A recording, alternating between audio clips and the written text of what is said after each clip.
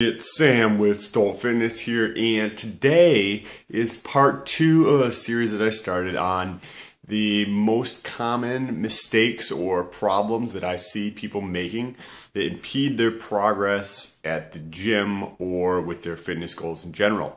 The first video I talked about letting your ego in, and this obviously has huge detrimental effects and potentially dangerous ones for injury purposes. But the link for that one is going to be the first link down below in the description. And the second biggest problem or mistake that I see people making at the gym or with their workouts is not actually with their workout, it's with their nutrition. So you spend countless hours in the gym in preparation, going to the gym, and the time traveling to the gym, and you spend your money on your gym membership and buying food and supplements and the gas it spends you to get there. And then when you're done with your workout, you go to the store and you buy crap, or you go to the restaurant or go to dinner and you eat like shit. And just because donuts are sitting on the counter at work because somebody brought them in doesn't mean you have to go take one. Or just because somebody offers you candy doesn't mean you have to have some. There's a polite way to say no. You don't have to eat that garbage all the time. After your ego, the biggest problem is your nutrition. And that breaks down into two pieces: portion control and the quality of your meals. So portion control, everybody who is overweight is overweight because they're in a caloric surplus, which means that they eat too much. So your body needs this amount of calories every single day based on your level of activity to stay with that body type.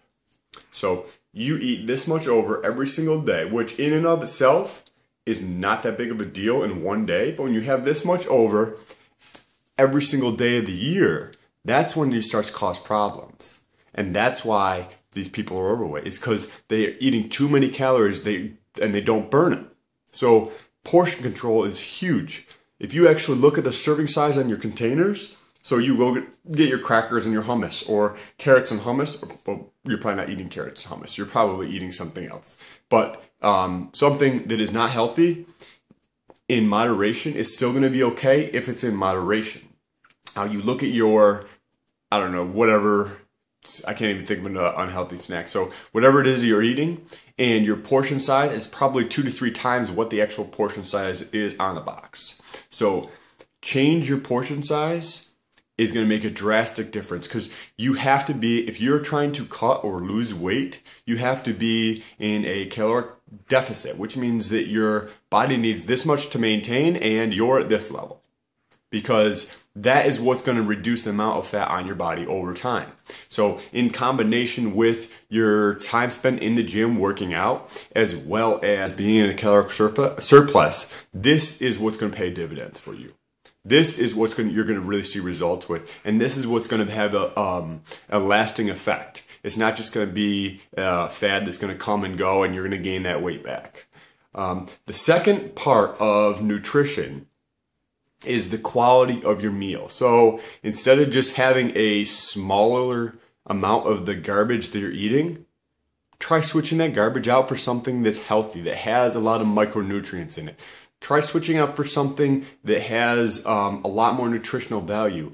I did a video on nutrition a week or 2 ago, and that'll be the second link down below in the descriptions, and talk about the 5 simplest things that you can do that are going to make a big difference over time. They're very simple.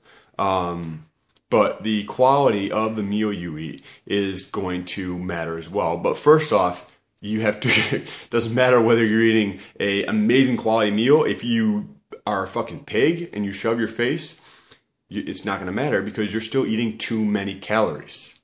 So watch your portion size, as well as keep an eye on what you're actually eating, what types of foods you're actually eating. Check out that link below for a couple ideas on it, and always keep an open mind to learn about these things. So if it's not part of your lifestyle and it's just something because you have a wedding in 2 months, or because you have some party coming up, or the holidays and you want to look different, then it's not going to last.